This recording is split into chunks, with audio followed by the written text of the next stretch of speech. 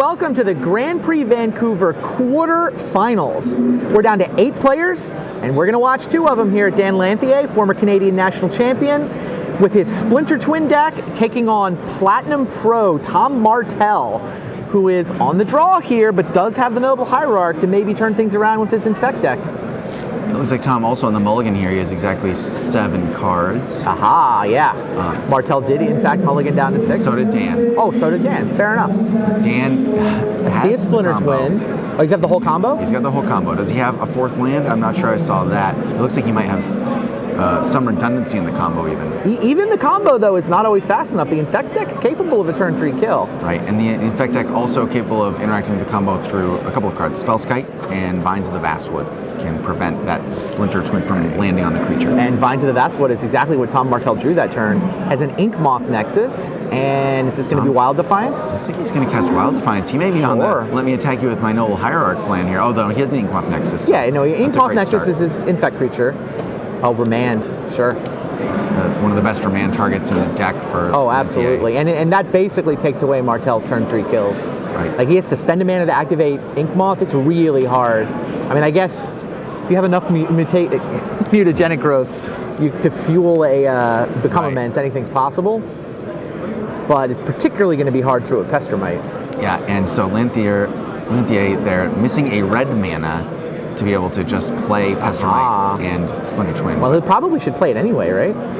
He should probably play the Pestermite just to get it into play and force Tom's hand. And he can also, Tom here, he can play Vines of the Vastwood, but he has to leave a mana up. He has to leave 2 mana up because the Pestermite might tap him. So I think you might see Tom, he either has to play conservatively here and give Dan more time, or take a chance. All right, 2nd Ink Moth. Ooh, Spellskite. Dan Lanthier cannot combo while Spellskite is in play. The Spellskite really likes to be enchanted by Splinter Twin. It's a big fan. Never actually happens, but he's been dreaming of it for years. And here you see what's going to happen. Dan is going to play a Deceiver Exarch and untap his own island and then play that Spell Snare. And then he's going to be in a very, very commanding position. Wow. So he's missing the red mana, but Tom is not going to have a Spellskite. He's going to have to leave green mana up. Yeah, for the Vines. Or cross his fingers because, Oh, he'll leave green mana up for the Vines. I mean, what else is he going to do? Attack for... I guess he can attack for 2? He can attack for 2 Infect, and Dan has to show him both a red mana and a Splinter Twin to win next turn. Do you think 2 poison tokens is worth taking your guard down, though? It depends on how Tom wants to handle it. I think I don't think he thought about it for very long. Not going to leave himself 2 poison is not worth risking the combo. This is a little crazy though. Dan, it looks like he has 2 Splinter Twins. So. Yeah, he does. No 2nd red mana though. He did draw Flame Slash. He did draw Flame Slash. He can point that at Noble Hierarch. He's not going to be able to get an Ink Moth Nexus with it, so maybe it's either that or leave up Pestermite mana, because he's no 4th land full stop. Right. And what he wants to do is set himself up to be able to use Twin if he draws the red mana. So maybe he waits and tries to Pestermite Tom's last green source. Sure. Of course, then if he doesn't draw the red mana.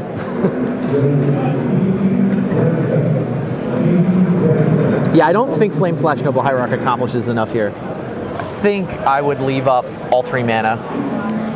Well, Flame Slash Noble Hierarch does limit the number of green mana that Tom has available and slows him down. But it means you're not playing your Pestermite. Right. And I mean, your Pestermite can tap, because Tom's only poison creatures are the Ink Moth Nexuses. Tom has to sink a mana into one of them, then you can Pestermite to tap it. Right. I mean, you sort of make him spend an extra mana that way. Tom's drawn a Blighted Agent, so... Interesting. And it looks like he is missing a 4th land drop, not unusual for the Infect deck. So if he taps Breeding Pool for Blighted Agent, then Pestermite can tap Noble Hierarch, meaning Vines of Vastwood shields will be down. And Lanthier will set himself up to win if he can top deck a red source. I don't know. I think that's how this plays. I think Tom should play the Blighted Agent. What's his other line? Tap Nexus to activate Nexus? Yep, you can Attack do that. for 2 while leaving up both green mana? That's actually not a bad line. Yeah, and I think that's what he's going to end up doing here. It is what he's going to end up the doing. Same thing.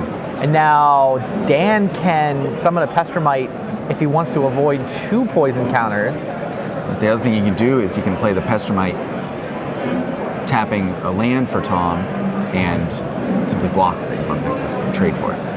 Or force Tom to use one of his tricks. Sure. All right, he does let the Inkmoth Nexus attack. Now, he could summon a Pestromite to block with. He's not going to. Right. Tom is content to deal 2 poison and pass with multiple green mana untapped. Man, Tom's played this game so smart. Yep. He's not giving Dan the opening that he wants, and Dan needs a lot of things to go right now. Just draws another Exarch, not what he was looking for.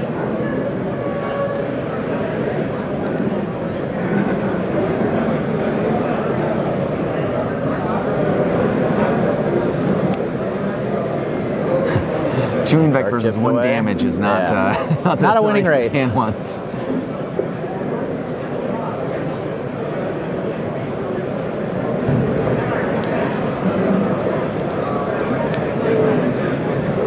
Now, I kind of wonder why Dan didn't just stick that Pestromite on Tom's last end step, so now he could offer the block to an Inkmoth Nexus.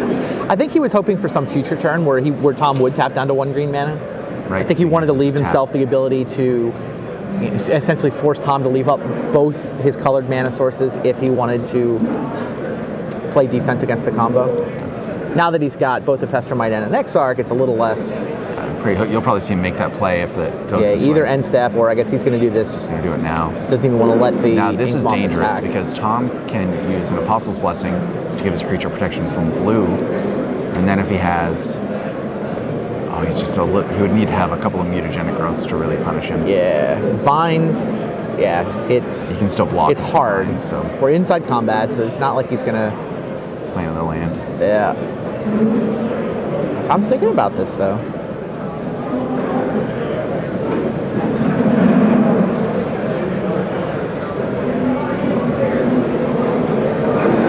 Lanthier is Pro Tour veteran in his own right. We talked about the Canadian National win. It's also, you see the face-to-face shirt, face-to-face sleeves. He is a member of the Canadian. Yeah, no, he's played his fair share of Pro Tours. Tom does have a lot of cards in his hand. Yeah. You do see an Apostle's Blessing there. What does that do here, though, right?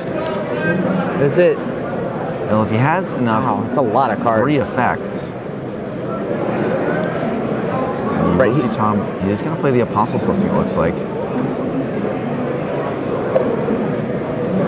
No, he's going to play Might of Old Krosa. Interesting. Oh, Pestromite tapped Breeding Pool.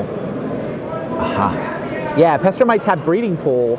So Dan was planning to tap Breeding Pool and block. Right. Yeah. And then hope that Tom uses a spell there to protect his Inkmoth Nexus, leaving him tapped Which out. Tom basically has done, though, but he did it preemptively. Right. So that he could use the Breeding Pool mana. Got it. So Pestromite tapped Breeding Pool. Inkmoth Nexus is big enough to win a fight with a Pestromite.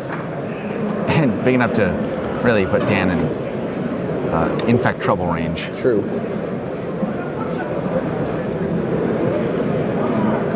That's Inkmoth Nexus attack for 4 here. Yeah, +2, +1 from the Exalted. 4/4 Inkmoth Nexus. It's effectively half of Dan's life total, or his Infect life total. Right. But now it's a chump from Pestromite. Maybe you do chump with Pestromite. He's got an Exarch in play. He's got another Exarch in his hand. And the value of this Pestromite is blocking some future Inkmoth Nexus. And trading for it.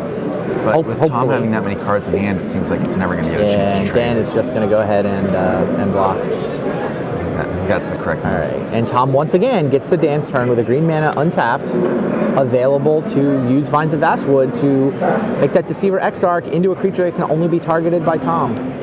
It's so weird that green has this effectively a counterspell. Right. I feel like if R&D could go back, that's not quite how that card was supposed to work. Right. You could have the creature gain hexproof instead. So Exactly. no owner could target it. I believe that is how that card would get templated if it was printed today. Okay. So Well, Dan's what are you found going to a do? We man. play them the way they published them, right? Exactly. It does make this matchup a little bit more interesting. It does, actually. The card has some interesting gameplay. It's just kind of out of flavor for green is all. So I think the play here for Dan might be just to flame slash the Hierarch. It denies Tom mana, or makes him use And one of it his denies him an spells. Exalted trigger, which is not irrelevant. Right. Yeah, it looks like he agrees with you. And he's got Remand now, so, Right, he's so- able to effectively use 2 mana. If Tom goes to his turn and tries some Become Immense tricks, he can remand that. Tom thinking about this. He's got an Apostle's Blessing, I guess. He does. So he can tap the Hierarch for mana for Apostle's Blessing to defend itself. Yep. And then, given his tight mana situation, it seems like that's probably the play It's to not make. crazy. That is what he's going to do. Tom paid some Phyrex mana, drops to 13 here, but still way ahead in the race. Yeah.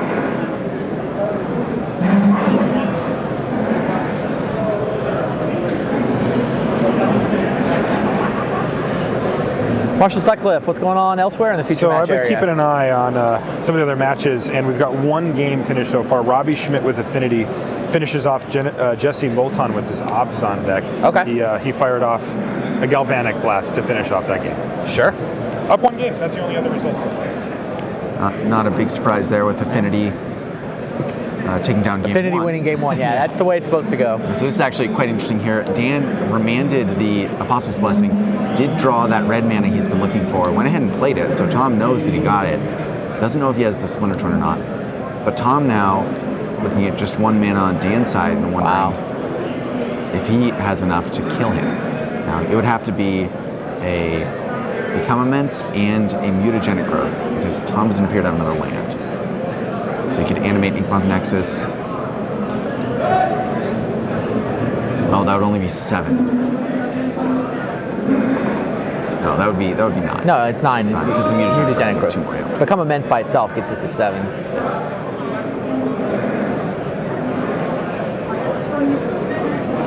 We know that Dan does not have a lightning bolt. Tom does not. All true. I think we'll see Tom. I've got him on leaving green mana untapped. Leaving green mana untapped, yeah. I think we'll see him hold Chip up. away. It's only 1 now with the Ink Moth. Now, do we know that he has a Vines of the Vastwood? Have you seen one in his hand? I thought we did know that, yeah. Right. From early on, we think he had one. So yeah, here comes the Inkmoth Nexus. Let's get a Might of Volcrosa. I think he's got the Apostle's Blessing that we knew about that got remanded. Yeah, continues to leave that breeding pool untapped. Yeah. Dan's going to go get... Now, the thing about this is Dan has 2 Splinter Twins. He can just target his Deceiver Exarch with the first one. Sure. He can also turn. wait a turn and use his backup Deceiver Exarch to tap the only green mana source. Right. Like, I'm actually not sure which of those plays is better. I think it might be healthier to go much better. untapped to Tom's turn, Exarch the breeding pool, untap twin, rather than Leave tapping himself out for open twin. to what Tom might do on his turn, yeah. Marshall, you got more for us? Yeah, I got another quick one here. Steven Speck, Amulet Specialist, defeats Alexander Hayne in the first game of their Amulet Mirror match. So he's Okay. up 1 game there. So the GP Turbo match is Omaha runner-up? ongoing, but I'm not giving you. Yeah, I don't want turbo updates. not giving you any of No that. spoilers. So the Omaha finalist, Steven Speck, before the PT, been playing that since before the PT. Wow.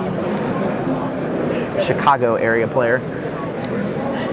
So here you see Dan. He has is combo pieces over there, but the combo pieces in Splinter Twin can interact with your opponent. So he's looking pretty good right now. And he's going to make the same play that we're suggesting, which is you see him not play that 5th land right here.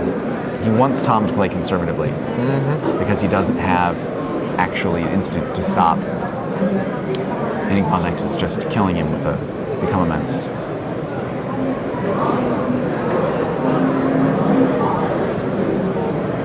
That Noble Hierarch that was fought over really making a big difference right now. Oh yeah. Dan would be on 4, taking 2 plus potentially 4. Tom would have an extra mana here to Also true. play defense with.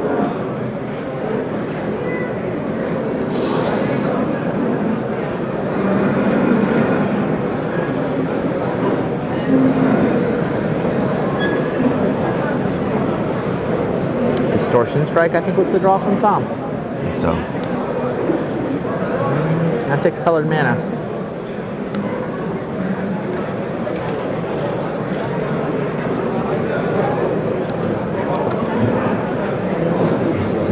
Yeah, activate Ink Moth.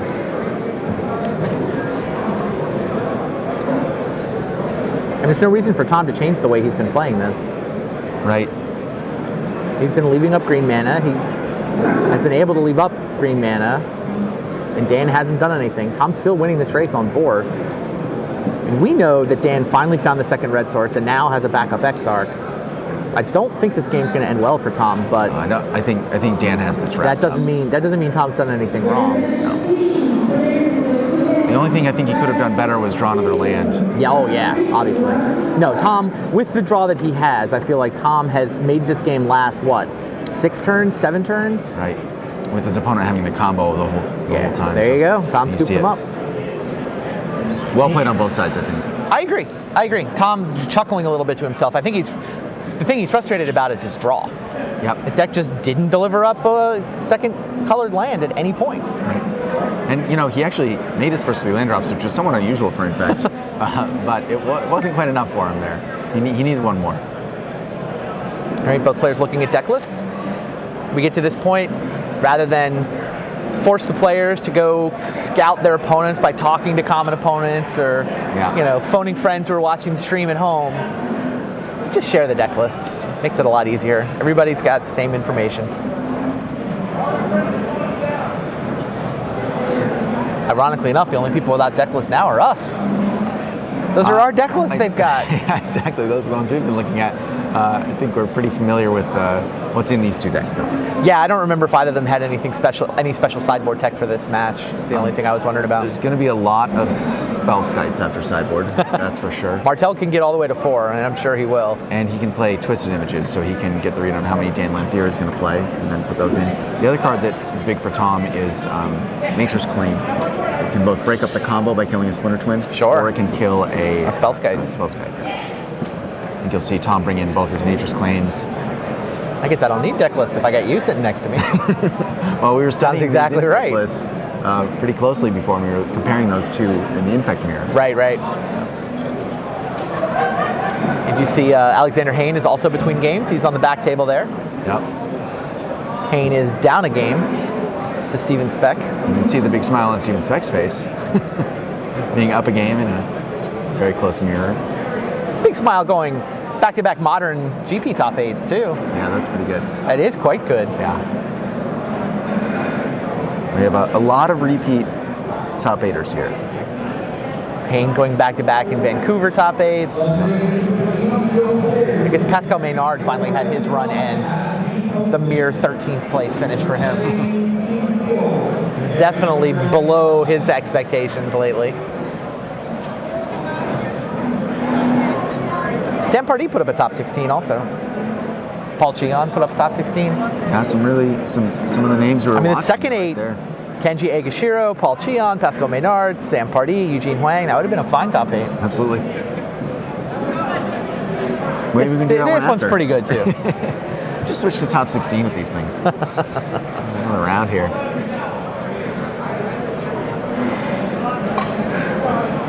I mean, how close has Kenji Egashira come to qualifying for the Pro Tour the last 2 weeks? Oh God, that's got to be heartbreaking for him. He misses this top 8 on breakers. Yeah, and last week in a Moto PTQ, he was within a life point in game 1 life 3 point of game 3. Oh my goodness. Yeah. I knew he was streaming a PTQ top 8. I guess he had it on a delay so that he could watch on his stream, but his opponent couldn't watch. Right.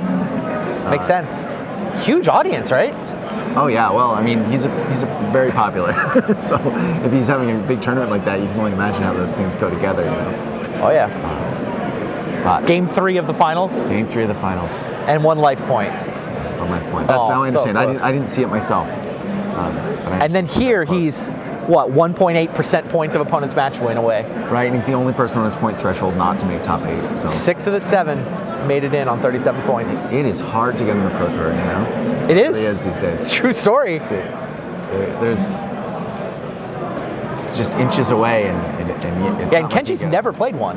Right. Never played a PT, but he's that close back-to-back weekends. Yeah. Sounds like somebody who's not going to be that long before he gets to play one, right? I you saw come him that close on standing over back-to-back here weekends. afterwards, and he was smiling.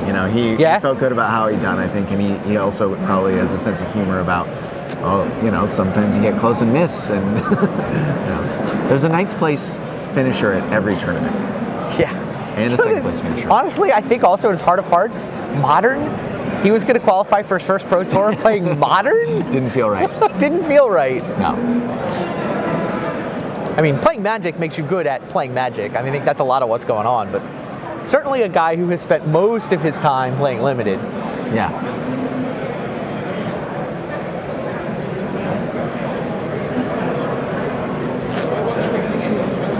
You might think that a player who is used to playing Limited would play a deck more like Abzan, creatures and spells. No, you didn't see did you see the way he was playing his twin deck though? I think he comboed off twice all day yesterday. I saw him tweet. Attack for one. He said only 4 times yesterday. It's just all about attacking with your 1/4s, right? It works. It is a lot about that. I mean, the fact that the deck can win without comboing off adds a lot of resiliency for sure. Yeah, a lot of it is just the threat. Your opponent has to play very, very carefully against you. They have to play that's what happened to Tom here, right? Exactly. The threat of the combo Tom, if he just deployed his threats going for kills, right, he would have been able to deal 10 Infect long before the point where Dan was finally able to combo off. But if Tom hadn't had green mana untapped, Dan would have killed him on turn 4. Exactly. Well, he would have killed him as soon as he drew the red mana, which was what, turn 5 or 6? Yeah. He had the potential to do it on turn 4, but... Right, with the red off the top. Interestingly, if Tom is psychic and just goes for the Infect kill as soon as possible, he might actually win that game. Right, draws a Gataxian Probe. Yeah. Yeah, if he knows there's no second red mana, if he knows Dan has the twin but not the red mana, would he just tap down? It's a pretty big gamble, right? There's a bunch of red sources in that deck. There is, but it's also a situation where, maybe Tom seeing that and looking at his own hand says, well, my chances to win this game, if I don't win now, are just going to get worse. Yeah, right. Well, they would get a lot better if he'd been the one who'd drawn a 4th land. Yeah, you look at a game like that, and the really telling point was that Tom left a lot of mana on the table. Mm-hmm. He just didn't spend it. Just didn't spend mana, because he had to leave the mana up, and then Dan had the opportunity to use it.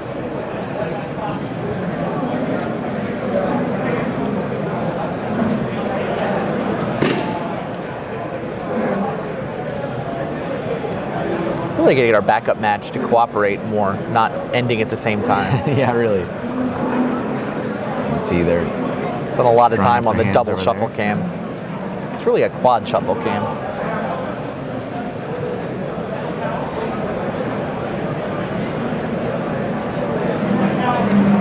Looks like they've just started. I saw Hayne tap 1 mana and confidently place a permanent into play. That's got to be good for him. It's probably an amulet.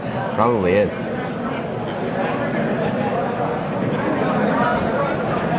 Here we go. And it was an amulet. Marshall Sutcliffe, what do you got going on? I got a quick one for you here, gentlemen. We're going to Game 3 on Robbie Schmidt versus Jesse Moulton. Jesse Moulton with Obzon equalizes against the Affinity player, Robbie. Thanks. Now he has to try to beat Affinity on the play, but a little bit easier to do. Simian Spirit Guide and 2 amulets means you can transmute Teleria West off of 1 Teleria West. Yep, that's pretty amazing. So there's the Summoner's Pact. Comes into play, you stack both the amulet triggers. Yep. The first one resolve, add mana, then let the second one resolve. Exactly. Come into play untapped land would have produced less mana there. Oh yeah, it doesn't trigger. Get no amulet triggers if your land's normal. So imagine if Hayne had a double land here, he could produce a lot more mana. So that's probably what he's looking for. Well, he could have transmuted for it, right? Lands have 0 CMC. He transmuted for Summoner's Pact. That's true. You never actually see them transmute for lands. Has kept no land. He kept 0 lands? Or maybe he didn't has he? just lands that bounce immediately when they come into play. Wow. Mulligan into a 0 lander. And now Hayne's got double amulet with a bounce land. Makes 1 mana, makes 3 mana. He's going to get to 5 mana. 6. Hayne with Summoner's Pact and he gets to play a Primeval Titan. Oh, really? Yeah. Doesn't he need the 6 mana? Isn't it bounce land made 2/4? Yeah, yes, it's out. He needs the 6 mana. But he's going to have plenty of mana here. for anything that Steven does on his turn, since he's got a Oh, right. I mean, all these lands come in untapped. yeah. Does he go Slayer Stronghold for haste? Or no, he's going Growth Chamber. He's going for big mana here. Wow. Trigger, tap. Oh my goodness. Trigger tap. Trigger, tap. So that's Just 8. Casual. 8 more mana. Now, does he have another Primeval Titan? He must. He's going to bounce 2 lands. Yep.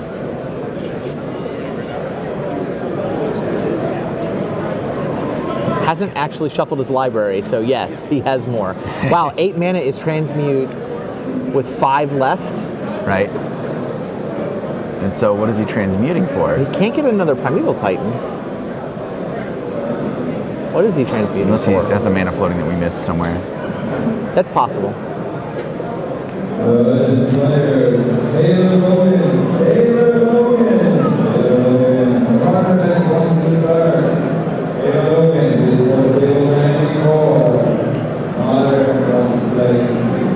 This is It's an very opponent strange game of Magic. So who you have to mulliganed imagine, into a 0 lander, or at least a 0 playable lander. you have to imagine that Steven Speck has an amazing hand if he hits just 1 card. That's why you keep a hand like that, right? So you Wow, how say- far did he mulligan? He hasn't discarded yet. He hasn't discarded. Looks like he's got 6 or 7 though. He probably kept 5 or 6 Yeah. on the draw. On the draw. On the draw makes it easier to keep, right? You know, but maybe that's it. He hits 1 land, and all of a sudden he can, you know, put a Primeval Titan into play. We know this deck can do that. Yeah. Now I think Hayne is on 5 mana floating. He's trying to figure out what he wants to pact for. He's already. Did he pact once this turn already? He did, right? He did, yeah. So you see him leave the. Yeah, he has to green be and blue careful mana in play. about paying for pacts. All right, it goes Pact of Negation, Yep. which makes sense. He wants to play some defense. Of course, he can't cast it this turn. No, he Then can't you pay get for the pact Summoner's trouble. Pact and he doesn't have 8 set up for next upkeep. This Primeval Titan does not have haste, will not be attacking. I don't know, he made a bunch of mana there. What's he spending it on? Still has 5 floating, right? He does have Just 5 says go. float. I'm a little bit surprised he didn't get the Slayer Stronghold there. Well, I think it's in his hand. Oh, if it's in his hand, then he can't play it. You're right. So Steven There Speck we see what Steven Speck might have. does Yes. finally draw a land, and he had an amulet. I'm going to guess there's a bounce land in hand. Yeah. I think he's probably got basically the rest of the combo in his hand. All Yeah, of I see Alex's a mana is tapped to pay for the Summoner's Pact.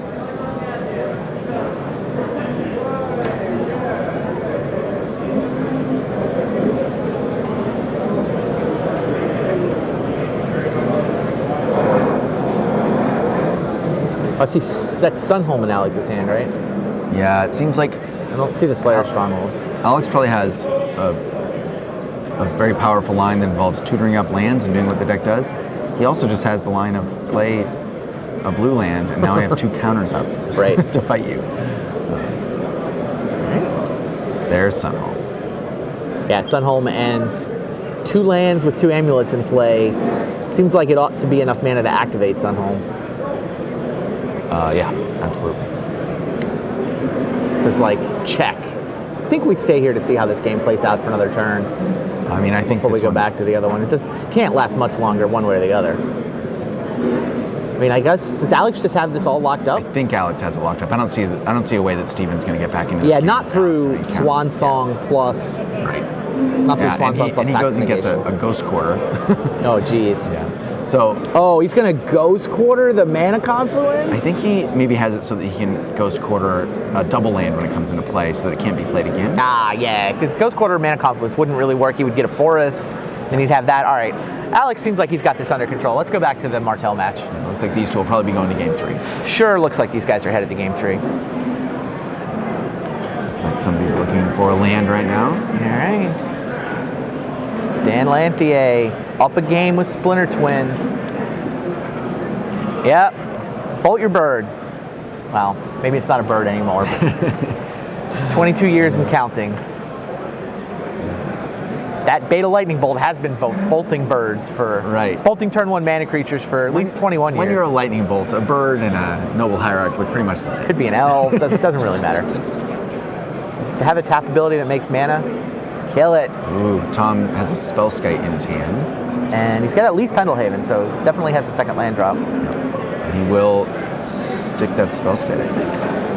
Oh, he's wondering about whether he should get a Glistener Elf into play and start hammering away at Dan's life.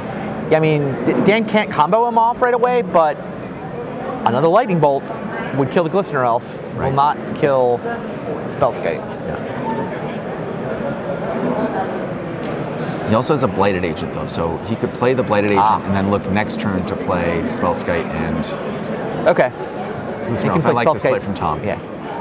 Yeah, I didn't like Glistener Elf because he just felt so inefficient mana-wise. Right. He could have held up maybe a defensive spell, but it doesn't look like he has one. Looks like his hand is... Did Tom mulligan this game? 1, 2, 3, 4, 5, 6, 7 total cards right now on his second turn. He might have mulliganed to 5. Wow. Yeah, and there's the Flame Slash, which would also have killed a Spellskite. Absolutely. And with Glistener Elf, still seems reasonable. Now Tom faced the same decision again. No third land, no third mana. And now he has to fear a land and a Snapcaster Mage being able to kill his Glistener Elf. What do you think of Glistener Elf instead of Spellskite right there? It indicates to me that maybe there's a card in Tom's hand to defend the Glistener Elf. I would normally want to play the Spellskite. Yeah, he is. That untapped mana represents things. It does, yeah. Makes it hard for Dan to go right after it. Dan has the combo in his hand. I think I saw... I definitely saw the twin. Yeah. So... All right. Tom gets to find out. Let's see what's going on. Big. This is big. Oh, So Pestermite Splinter Twin. and Dispel, which means Tom knows he can stick his Spellskite, True. and he knows he can attack with his Glistener Elf, and the worst that can happen is that it trades with Pestermite. All true. Which would be then the only untapping creatures. He wouldn't even be all that sad. Right? I mean, he might normally be annoyed to trade away his last Infect creature. I mean, he'd still be annoyed by it. But. I think you will see him not do that because he wants to make sure he has the Infect creature to punish Dan before Dan gets to a point where he can catch up. So we'll probably see the Spellskite come into play here. Well, if he attacks with Glistener Elf, if Dan summons a Pestermite, he can actually use Pendlehaven and blocks with it. Pendlehaven would kill the Pestermite, and then he doesn't need the Spellskite just yet. If he doesn't block with it, and he just taps a land, then Tom can't play the Spellskite, and he's going to lose on the next turn. You're right. Unless he has Vines of the Vastwood, which Dan doesn't know. In fact, Tom, with no third land drop, might actually want to play the Spellskite pre-combat. Right. Because if Dan just, in the middle of combat, randomly decides now's the time to play this Pestermite, turns off Spellskite. He's in trouble, yeah. Tom thinking, he's giving away a ton of information by doing this, and he knows that. Although he does have a spell. Does he have a Pierce? It's a Pierce, but that's why he was leaving up last turn. Dan can actually win the game right now, he just doesn't know it.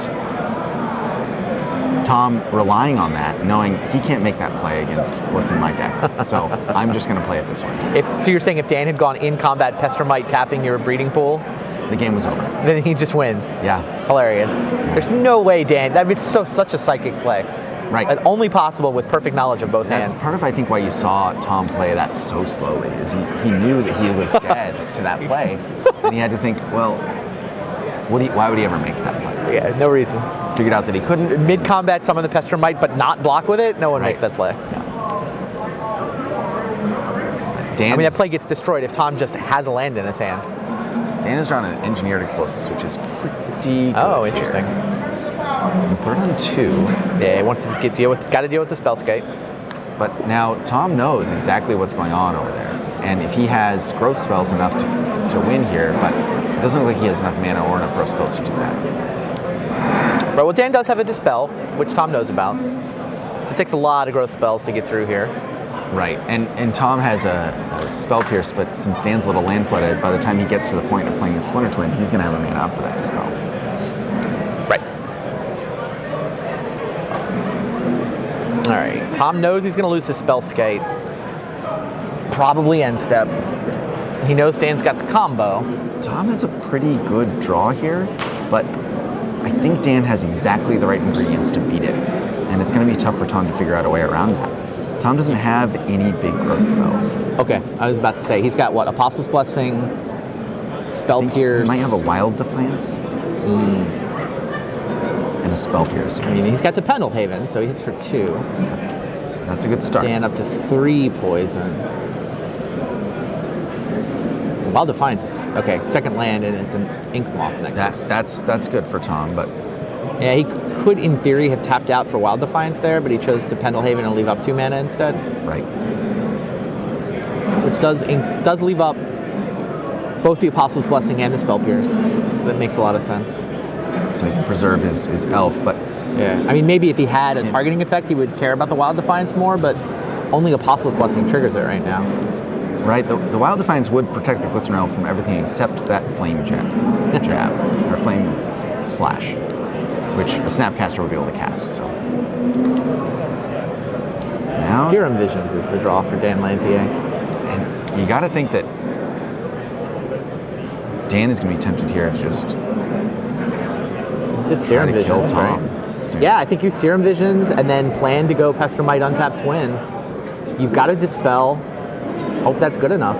It usually will be, right? It's kind of the hand you construct. It's kind of the situation you want. You want to be able to play your combo and then have the 1 mana counter to defend it. Right. Right? Yeah, Serum Visions. He's got an island in hand to be his land drop for this turn. Yeah.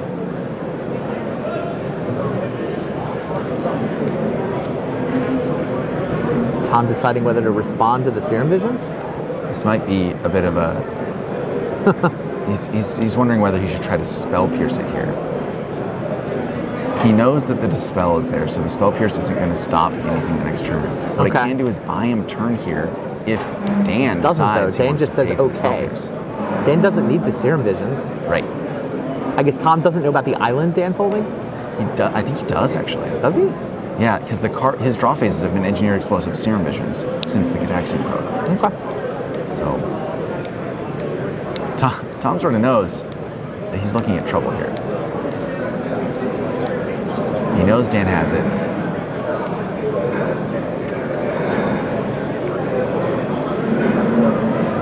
And Dan draws a land, looks like a Misty Rainforest.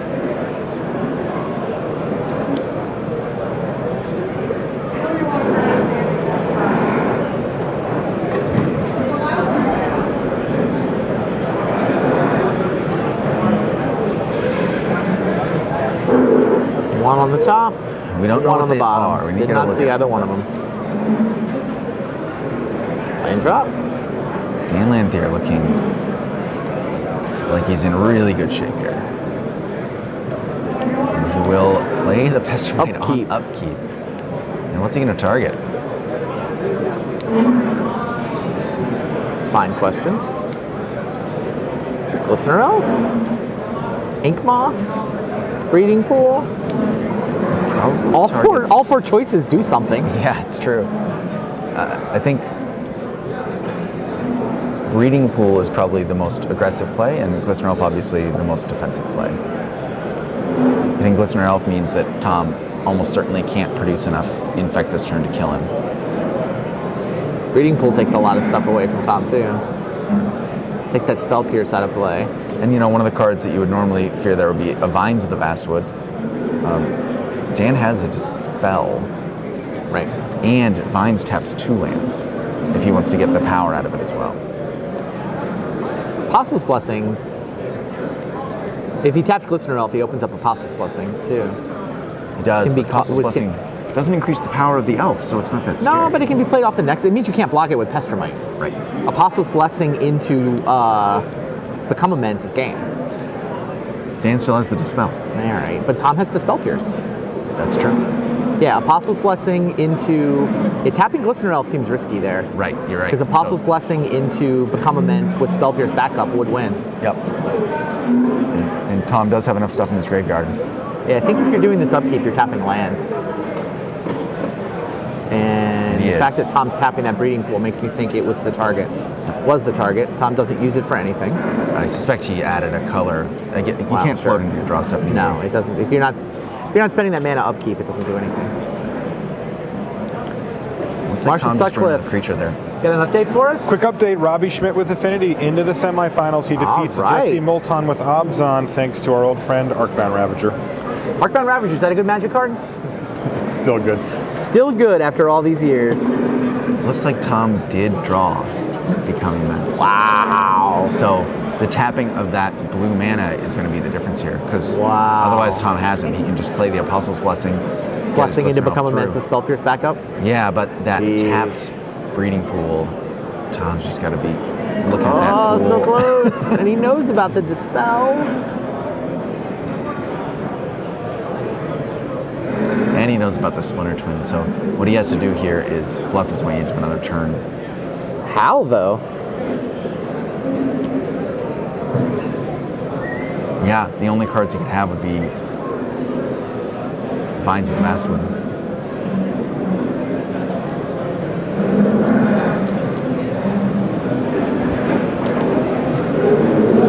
All right, Glistener Elf attacks. Dan could block. That might be the only chance that Tom has. That Yeah. Dan chooses to block. Oh, yeah, he's hoping for it. But with no blue mana available, I Dan know. just can't be afraid at all. I agree. He's got his Dispel, and he knows Dispel's going to work because there's no Spell Pierce threat. If there was blue mana untapped for Tom, then Dan would have to live in fear of Become Immense with Spell Pierce backup, but there isn't. This Inkmoth Nexus is an island. It's a very different game. Totally agree. Marshall, you got another one for us? Yeah, I got a quick one for you here. Alexander Hain went up against Steven Speck in the Amulet Mirror. Steven's a specialist, but Alex defeated him 2-0. Oh. Wow. You're in Alex's house now. He's on to the semis.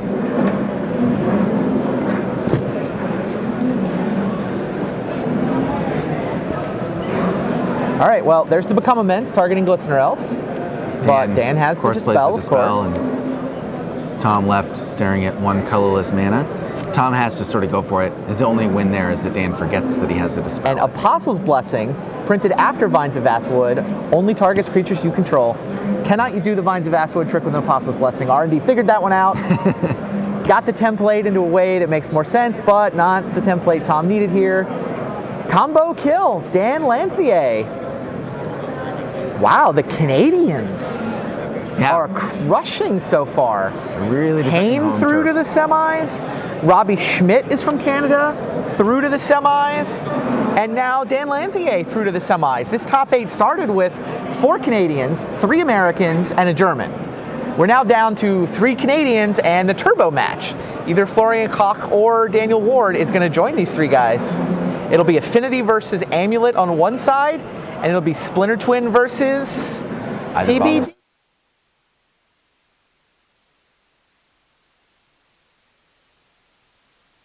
Okay. Although I don't want to count Bogles out. I think being on the play and those discard spells are really going to be the difference. Sure. So you got Florian Koch? Yeah. I'll buy that. I'm going to be rooting, though, for Daniel Ward because You like the Boggles? I like the diversity here, the different deck. As you see, it looks like he is going to fire off a discard spell that first turn. There it is. Yeah, Thoughtseize. What do we got? There Two are creatures two and 3 creatures. enchantments. That- That hand is super not vulnerable to Thoughtseize. Right. And it Very looks like resilient. he might have to take Hyena Umbra here. No, he'll probably take a creature. Yep, he Yeah, you does. take a creature. Now you need Liliana if you're Florian Koch. Yep. Green white lands. There's Hyena protection Umbra. from Liliana right there. The Hyena Umbra. And no Does it work? third turn play. I Does believe the it Umbra actually work versus Oh. a sacrifice effect? I guess it says when it's destroyed. so Yeah, I don't probably think it not. works versus a sacrifice effect, but you know what does work is Dryad Arbor. Dryad Arbor takes one for the team here. Yep. So Daniel Ward is well aware of Liliana as the thing that can kill his giant monster that he's created. We're up to what, 4/4 trample lifelink first strike? Oh, Path on Dryad Arbor, okay. So there's the Liliana. And there's the Liliana. Okay, so now Daniel Ward on the spot has to get a creature out. Oh, let's meet down to the spell schedule. It's not a wall. It may be 0/4, but it is not a wall. Spell side can turn sideways, can kill Liliana. So what you're going to see here is Liliana ticks up, Yeah, both players discard a land. and I think you're going to see a Rhino probably. Oh no, he's got Batterskull? over there. Which one? It's got a, yeah, Rhino. So now we have another enchantment, I think, for the spell. Doesn't he have the here. Unflinching Courage? He should have Which Unflinching is even trample. Ooh, Oh, Daybreak Coronet, Coronet. even better. So Spread these out and read 'em. 5 power. Oh, it doesn't trample over for Liliana, but Right. So he saves his Liliana so that he can edict away the Edict, yeah. creature. Yep. And now it's Batter Skull versus nothing. I'm Skull sure versus Daniel no Ward has a lot creatures. of life points right now. Some 3 enchantments. Bunch of life. I think he's probably going to take the Courage here. Nope, takes the Umbra. Interesting. It's the thing that protects a creature, I guess. Sure. Makes sense. Lingering Souls. It's starting to look real bad Yeah, for this Daniel is how Ward here. Obzon wins this. He got to activate Liliana twice. He sure did. Half to the Dryad Arbor, 2 hexproof creatures, but both of them died to the same Liliana. And there it is. Yeah. He gets a Gavany Township, activates it, and that's game. So Florian Koch, the lone German in this top 8, the lone European, really. Yeah, that. He and his buddies are on a massive road trip. They're going to hit this Grand Prix. They're going to hit a Grand Prix in Miami. They're going to round out the month with a Grand Prix in Cleveland. Yep. Quite the road trip. Are they driving the whole way? Or are they going to fly? I can't imagine. They That got guy's to got to fly, be right? flying. You can't draft while It you're would take like driving, the so- whole week to get to Miami. You want to spend that week on the beach. Yeah, exactly. All right, so turn 1 Glade Cover Scout, and there's the Inquisition, and there's another Scout, and you see 2 Ethereal Armor. So I suspect he'll take an Armor here, because the double Ethereal Armor immediately makes a 5/5. Right. And Oh, he's like hexproof creatures.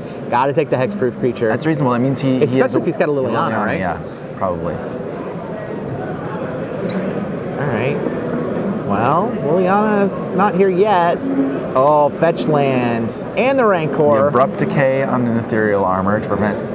That fetch land though can go get Dryad Arbor. Sure can. So even Liliana can't nail this Glade Cover Scout. So he can play Liliana the next turn if he has a path. There's Thoughtseize. He has a look, and he says he got nothing. All right, on to game 3. Boggles on the play. Boggles on the play there was pretty good. I don't think Koch even had the Liliana, but the insurance policy was in play. While both players being told wind up mulliganing to 5 cards for this game 3. And Yeah, all right, back it up just a little bit. We'll slow it down to watch the game start. There is Leyline of Sanctity, so no discard spells for Florian Koch. Daniel Ward has defended himself against those. Only Dryad Arbor as his so turn we 1 don't- land drop, though. look at this. The Hierarch double Hierarchs. beatdown plan? And so, are we going to see the Enchantress here? No. Oh, immediately. Blade cover with a Rancor. Oh, and you know what else targets? Liliana. Liliana That targets. players. So Leyline of Sanctity shuts it all off. looking really, really good for that. Leyline of Sanctity is great technology. Of course, people will usually sideboard anything they have that can get rid of enchantments, but Ooh, Unflinching Courage. Now we're up to 5 power, Trample Lifelink against a couple of Noble Hierarchs. Is this Boggle's deck going through to the semis? this Boggles deck looks really The good. right now. Obzon Menace is going to get knocked out. And He here goes comes ahead to get Dryad Arbor. Dryad Arbor. Join the team. Let's get in. This is The other Obzon deck in this top 8 already lost. Will we see the King Fall, the top of the format, the one that showed up the most, already out? There's a Wilt. Is that a Wiltleaf Leash? No. Oh, that's destroy all enchantments. Yes, it and Gain is. X life. So pretty good. The duress now can be targeted. He's wondering if he's going to take away that ley line. He is. Wow. So that was a really, In from the great- sideboard, the one of destroys all enchantments. Good grief. The name of that card is Curse of Death's Hold. This one's Fracturing Gust is the kill all enchantments card. and Curse of Death's Hold. now. Wow, that's What just probably, happened? That's almost certainly the game. What does Boggles do now? He has an O2 creature that can survive that, but that creature is vulnerable to removal. This looks like Boggles is done. Curse of Death's Hold. Wow. That's the kind of card Florian that you Koch put in had the sideboard. Sideboard doing work. Curse of Death's Hold really, I mean, in this format, it locks out Infect creatures. It locks out both of the creatures in Splinter Twin. They're either die or they have 0 power. Unbelievable. So a really, really powerful card there. Costs 5 mana, but cool sideboard technology. Absolutely.